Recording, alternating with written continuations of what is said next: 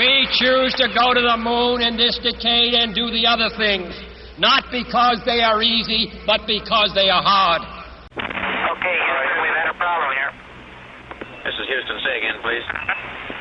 Houston, we've had a problem.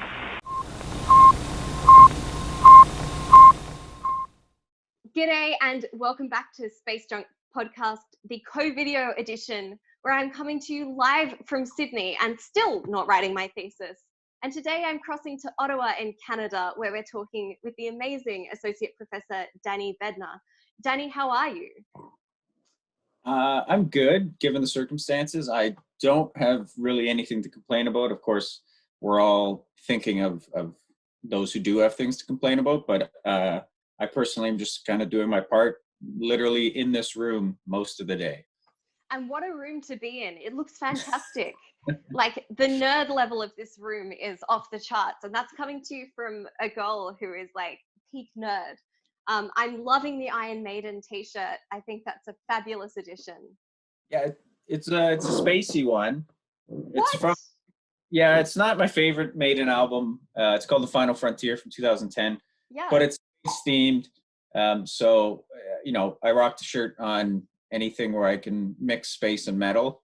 But I actually hunt down space metal shirts that I can wear or get away with wearing in the office. So yeah, and when can you not mix space and metal? I mean, if you can't do it on Space Junk Podcast, then there is really nowhere that you can do it.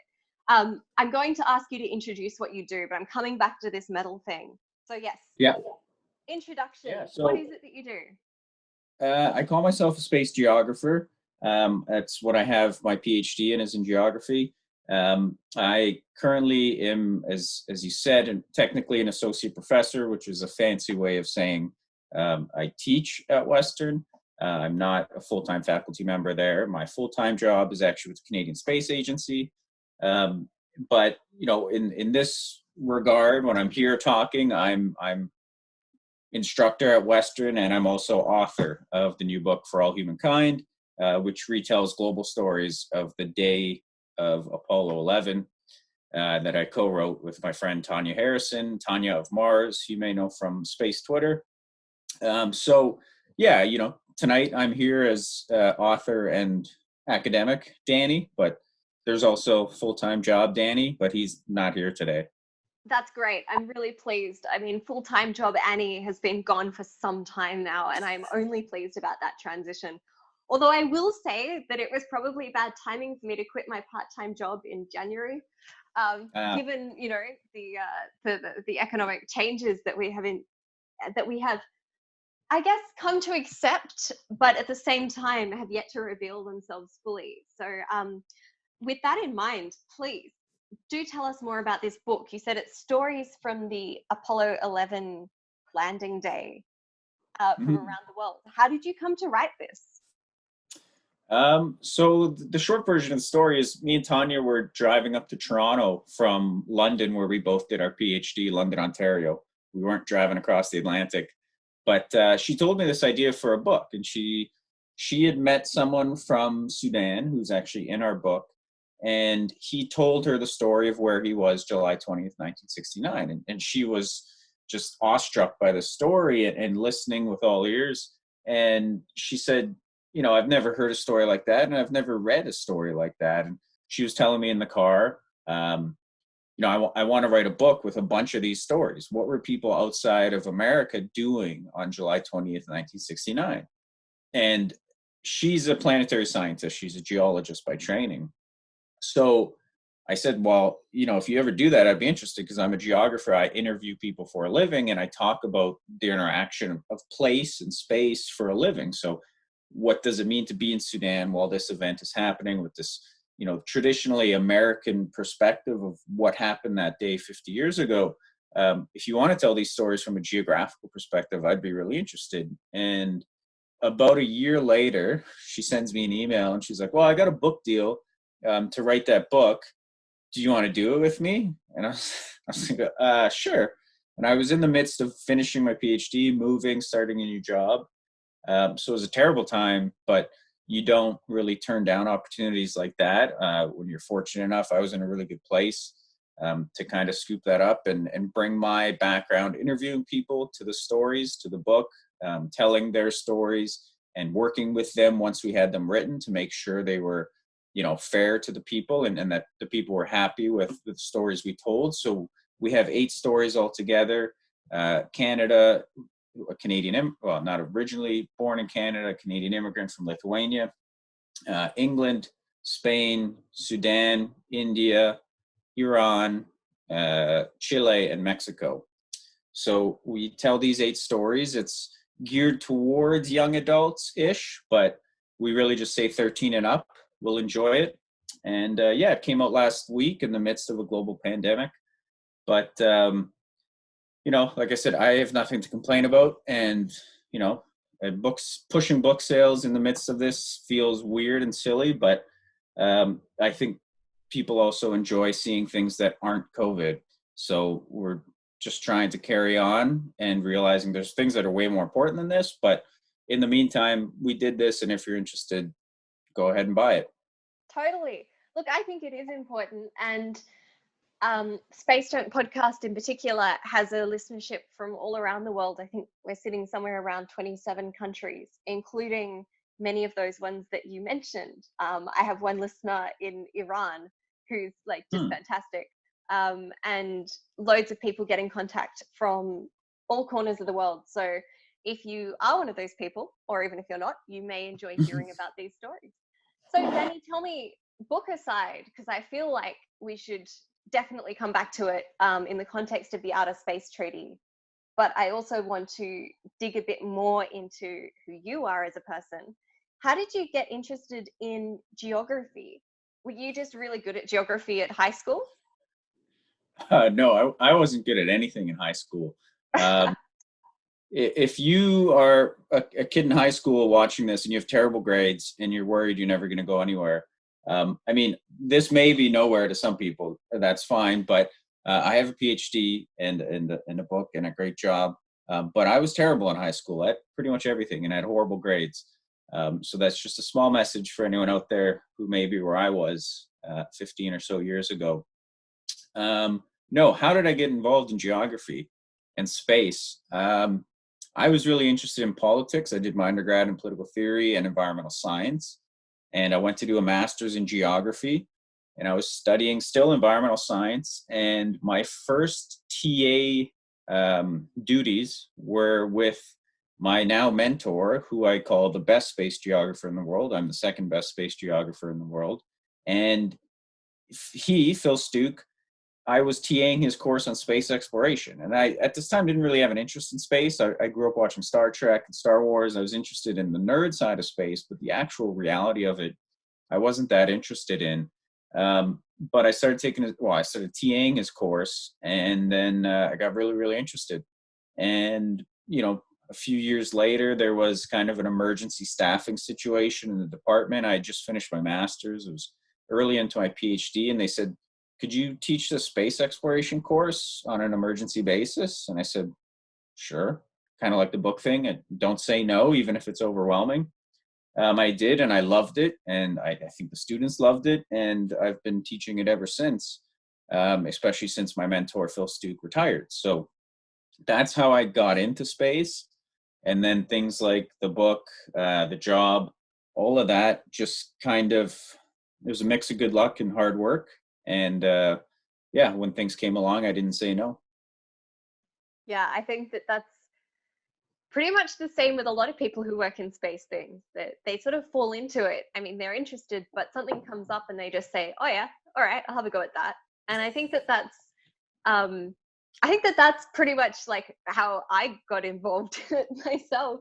It's that thing of never saying no to opportunities when they come up, and especially when they sound really strange, like space, something to do with space. It's like, who's going to say no to that? You say yes. You make it happen. And I think that's an interesting quality that I've come across in a lot of the people I've interviewed as part of the Space Junk podcast. Yeah, it's any success success to me is just happiness, and any happiness in life comes about with a fair amount of luck and a fair amount of good breaks. And you just have to work hard to put yourself in a situation where when a good break comes your way, you can take advantage. And then when you're in a position where you feel you're happy, do as much as you can to give other people good breaks. So that's where I am now. I couldn't be more grateful for where I am with my life and my career. So, whether it's my students or other people with, smaller books or smaller platforms, not that I have a huge one, whatever I can do to give them those breaks that I got when I was, so to speak, coming up. Not that I'm old and done by any sense, but yeah, get breaks and then pass them on. Totally. Let's talk about metal. You're obviously a bit of a fan. I Yeah. also have a massive thing for metal, and it's the weirdest thing because growing up, I listened exclusively to classical music, and I didn't really discover like rock music until I studied it in high school in year 9, and I had to, and I was like, oh my God, all of these bands, and like there's not an orchestra and there's no conductor. How does this work? And it was very strange. And then it wasn't until I was at university that I kind of discovered metal as so I used to sing opera, and I was hanging out with some people doing a music performance class, and we kind of had this idea of doing a cover of Nightwish because that's a sort of symphonic metal where you've got someone singing like operatic style over everything else metal, and it's awesome and theatrical and very Phantom of the Opera kind of stuff. So we did that, and I just so loved the whole thing, the aesthetic, the music, the ins and outs of it. And then later when I was working in finance, I used to have these long nights by myself in a dark office, plugging away on models, and there was nothing that made that more bearable than a monomath. And so I got like kind of more into Viking metal, and then I guess as part of that I kind of then discovered this whole world of like metal. I don't know, just like the classics that people would really listen to. And and X Japan, I love X Japan. Just these sort of weird quirky styles. And I think the reason I like it is because it has so many elements of classical music and like big symphonies and dramatic stuff, like dramatic flares and flourishes that Beethoven would have thrown into something.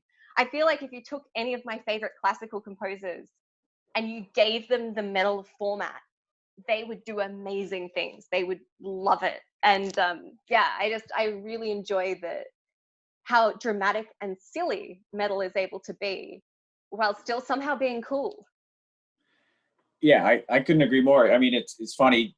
In the other room, there's about 500 classical records that I write to. So, and a boatload of books as well, a library of classical music in both book and vinyl form. And there is, this weird connection between metal and classical. There's this virtuosic component to it for sure. There's this epicness, this kind of Wagnerian kind of overwhelming wall of noise coming your way.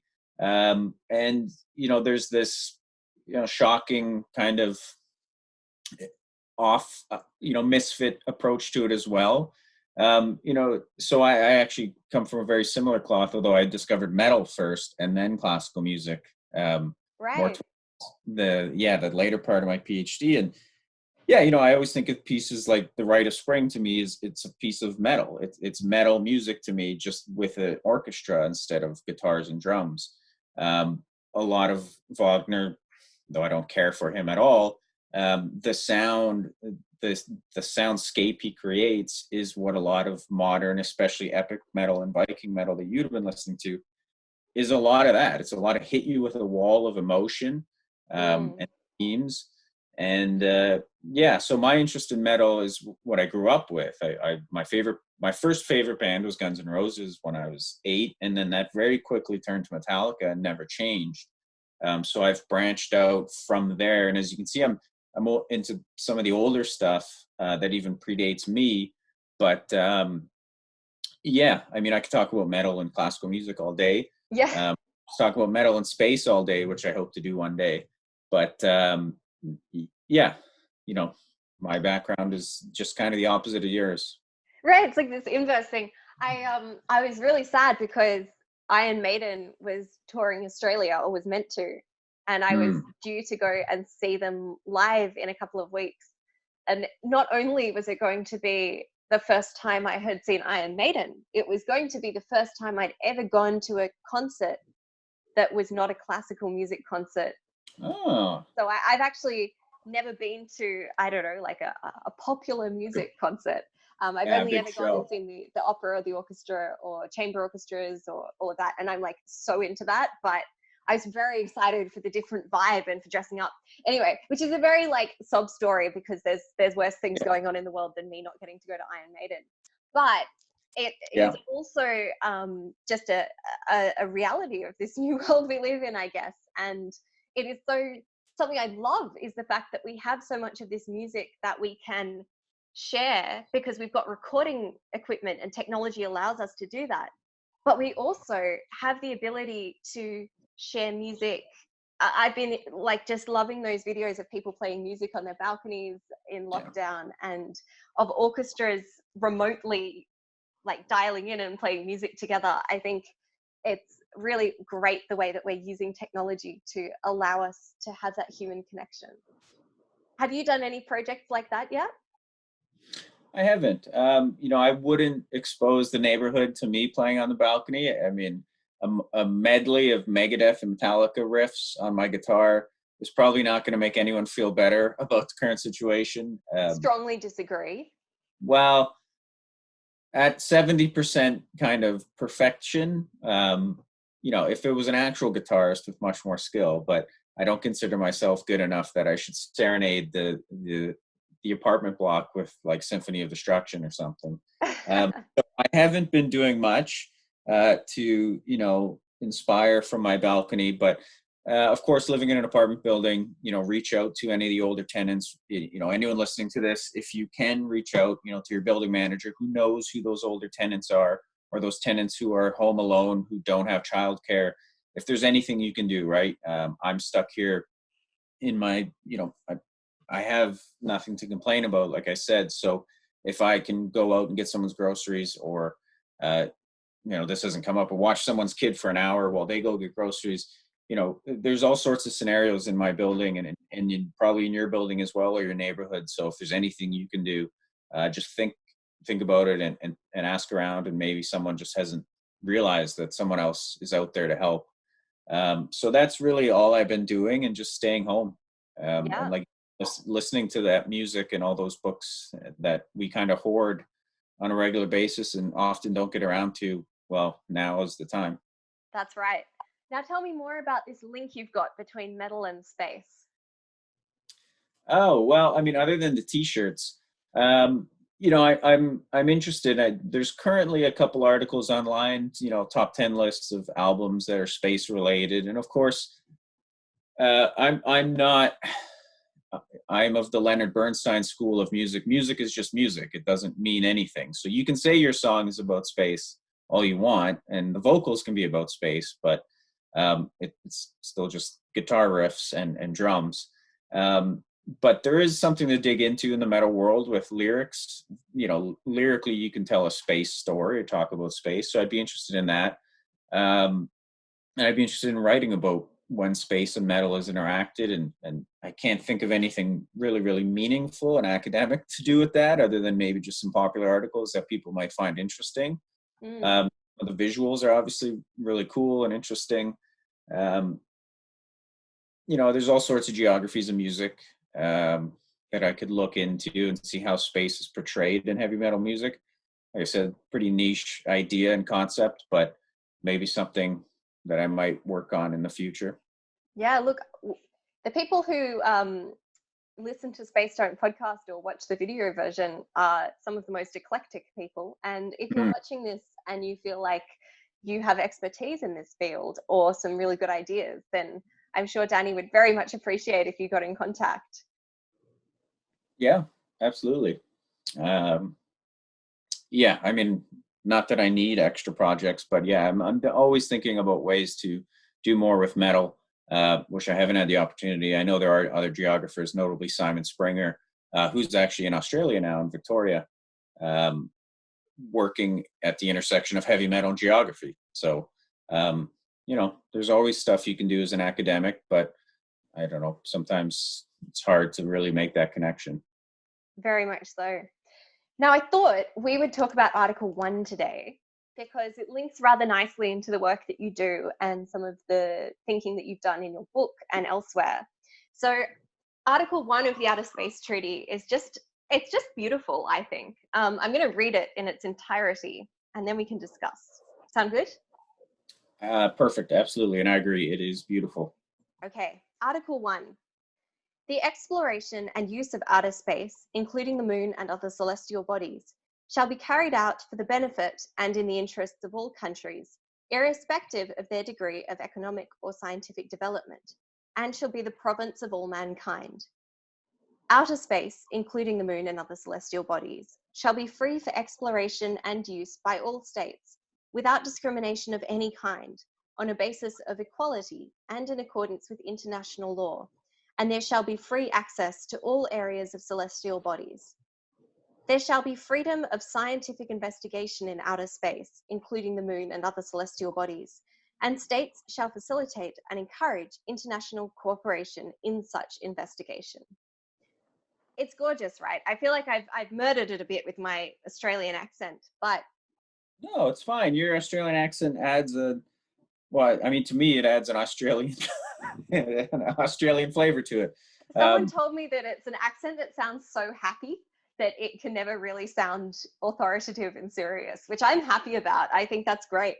But what are your initial thoughts there on kind of some of those key things? There's a lot in there. There's this idea of the province of all mankind, the interests of all countries, no discrimination, equality, free access, free scientific investigation, international cooperation. Like there's a lot of big ideas in that. So what should we make of it? It really is, I was kind of saying offline before we started, it kind of summarizes the entire treaty in a nutshell. There's a few things like the registration and rescue stuff. It's not really in here, but the rest of it really is, it's the treaty in a nutshell. This Article 1 really is the closest thing humans have to the Prime Directive from Star Trek. It's incredibly optimistic and visionary. I think it's absolutely beautiful, and knowing when it was written and in what context makes it even more interesting and kind of beautiful that these two superpowers came together. As I suspect you may have covered in other episodes, but this was largely written by the Soviet Union and the Americans in the midst of the Cold War, and they came up with this. And it's always struck me that science is actually not only mentioned, but really given a lot of weight. There shall be freedom of scientific investigation, and really emphasizing that that's really one of the main reasons we're going out and doing this stuff. So, to summarize, obviously I'm a fan of it, and I think it's a wonderful article and treaty. And yeah, I've always been stricken by how upfront the kind of equality aspect is and the scientific aspect is. Yeah, I find it interesting, and I really want to know your thoughts on this as a geographer of space. I find it interesting how many references there are throughout this treaty, but also in this particular article, to the locations within space. There's a lot of focus given to talking about the surface of the Earth, the air, and then orbit. And then we have all of these references to the moon and other celestial bodies. And I think then that's sort of in contrast to the broader concept of outer space. And I find it interesting that outer space is here called out as including the moon and other celestial bodies. So that would be, I guess, planets and asteroids and so on. In terms of the way that you read this as a geographer, what would you see in it? Yeah, I had a bit of a funny slide once upon a time. Back deeper in my academic days, I presented on kind of placemaking, which is a fancy way of geographers is talking about how we think of other places and what do we make of them. Placemaking in the Outer Space Treaty. And, one of the kind of obvious things it does is it it very clearly makes this idea that, okay, there is a thing called outer space and it's not Earth. It doesn't distinguish where that starts. So I had this slide where I had a picture of the Earth in space, and all I could really say is, well, I had a bunch of arrows pointing at the Earth and said, that's not space, but the rest is space. So we don't have a clear delineation, but we do know that there's space and not space, if that makes any sense. But one thing that the article and the treaty as a whole does very clearly is says everything that's not Earth is treated essentially the same in this, which I think is really interesting. You know, it doesn't go into the detail of delineating different components of space. It makes clear there are some. There's celestial bodies. It doesn't really say stars, but there are planets and stars. So it's detailed, but it's not. And that's, you know, as any good legal document or somewhat legal international document will be, is you can read into it all you want. But to me, like you said, the way that it says including the moon, the way that it delineates Earth from space is to me particularly interesting, because it makes space out to be something different than Earth, but then ultimately says pretty much everything we do on Earth, do that in space too. I also think it's really interesting to read this in the context of when it was written, and that post-colonial kind of approach to things. And the way that when it talks about exploration, it says, well, it's free for exploration on the basis of equality. And I think that that's a really interesting perspective when you compare that to the history of exploration of Earth geography and the way that that was conducted. This idea of exploration and uninhabited areas has been shown to be in many cases a myth. There is the areas like Australia, the terra nullius principle was overturned, and that was the idea that this was a land that belonged to no one. And so the idea that the first white people to come to Australia explored it and settled it and developed it is therefore turned on its head by the realization that actually it had been discovered, explored, and settled, you know, eons previously. And this is just a blip in the sort of consciousness of mankind or humankind. But then I wonder what it does to kind of explicitly try to take that nationalistic, colonialist attitude out of space exploration. Like, is that possible? Is this something that can be done? Well, you know, you've got me thinking, and with you saying that and thinking of how I closed off what I was just saying, that's what's so beautiful about this document is I should correct myself. It doesn't really say what we've been doing on Earth, go do in space. It says that in a couple instances where it says like international law applies in space, and I take that to mean like the Charter of Human Rights and things like that. But it almost lays a blueprint for exploration, like you say, in a way that we haven't really done much on Earth. It's hard to think, both of us live in colonial states of the same former empire.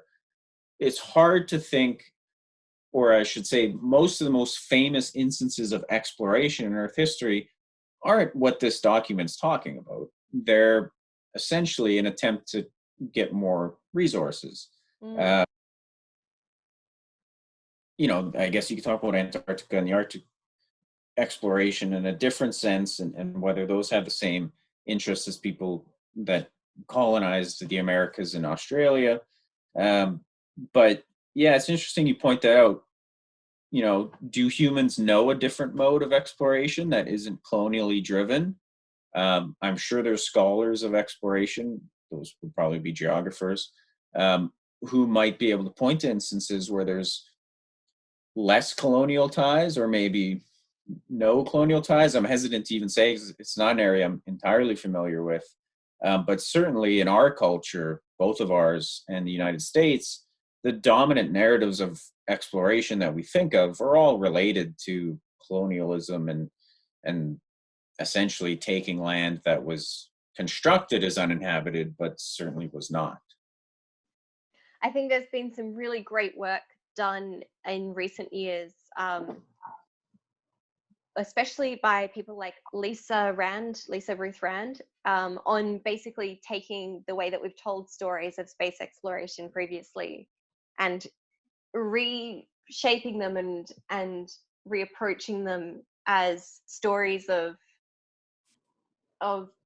just we keep coming back to the same thing of not really knowing what it is to say on the basis of equality, and not really, this idea of carrying out exploration and use in the benefit and in the interests of all countries, irrespective of their degree of economic or scientific development, is a lovely idea.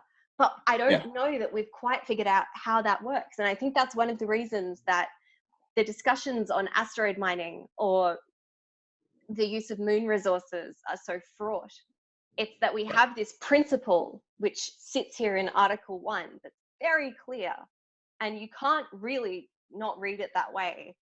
But at the same time, we have limited to no experience of how to really do that and how that fits with capitalist approaches to mining.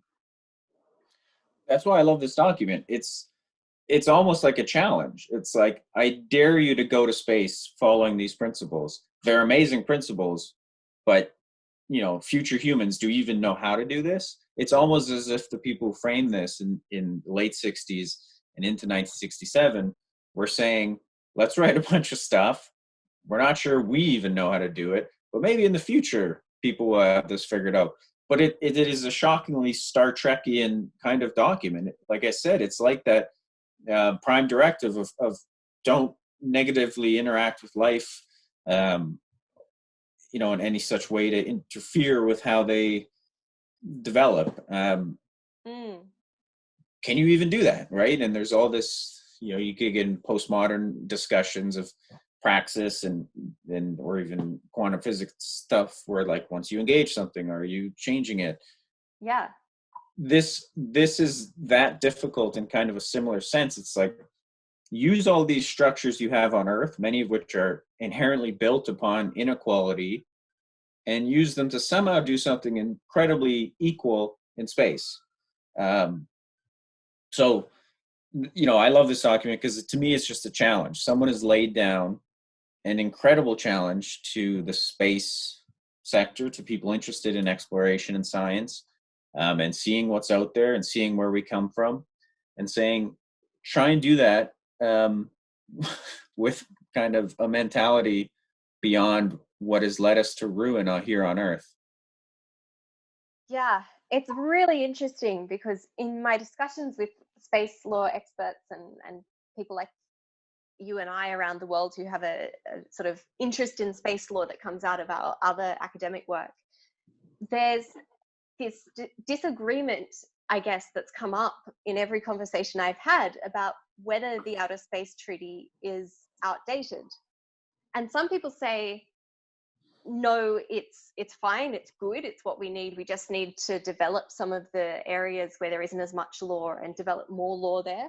Some people say, oh, no, that's where domestic law and policy comes in. Some people say, well, we should start again and try again because it's so old-fashioned, it's not useful. But I guess what I'm hearing from you is something more along the lines of, this document was ahead of its time and it's still ahead of its time, and it's something that we should aspire to. So the fact that it's not directly applicable to what we're doing exactly now doesn't mean that what we're doing now was not foreseen or is somehow ahead of it. It just means that what we're doing now hasn't quite lived up to what we thought we would be doing or what we think we might be able to do. Is that a fair characterization? Yeah, that's better than I've ever thought of my own thoughts. Yeah, I agree. It was ahead of its time 50 years ago. I still think it's ahead of its time. That's, my perspective as an academic and an author. I think this is something to aspire to. I know there's disagreements about this document. Those reflect the reality that people have perspectives, biases, and ideologies that they want to extrapolate. And that is human nature. I understand that. I happen to stand behind this document and think it's a wonderful piece of international I won't call it law, I'll say writing. It is what it is, and I think it's something to strive towards. Not, I think it's a bit hubris to say, wow, we're better than this, we're beyond this, we don't need this. I actually think what's in here is where we should be heading, Mm. and the other way around. So I think that that is a beautiful place to leave our discussion on Article 1. But Danny, I wanted to ask you, for people stuck at home, firstly, what metal should they be listening to? And secondly, do you have anything you'd recommend that they watch or read or look up? yeah. So in terms of metal, I can only recommend what I've been listening to recently. And I've actually been going back in time to listen to some of the bands that inspired my favorite bands. So Ah, really gotten into the unholy trinity of Led Zeppelin, Black Sabbath, and Deep Purple. So, you could call them proto metal. You could call them the first wave of metal.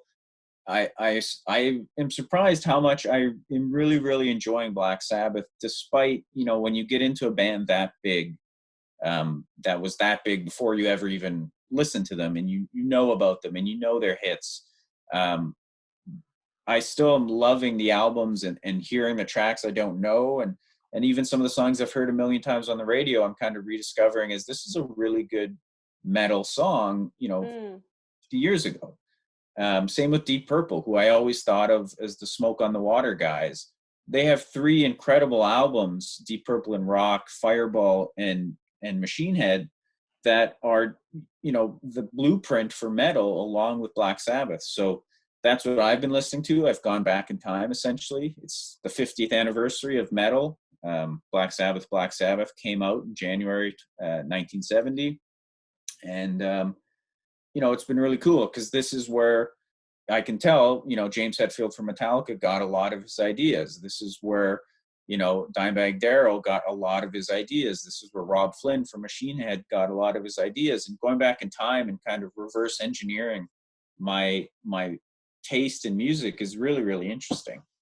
absolutely. And hopefully you can continue to take that back in time and get into a lot more of the classical stuff that was so ridiculously dramatic.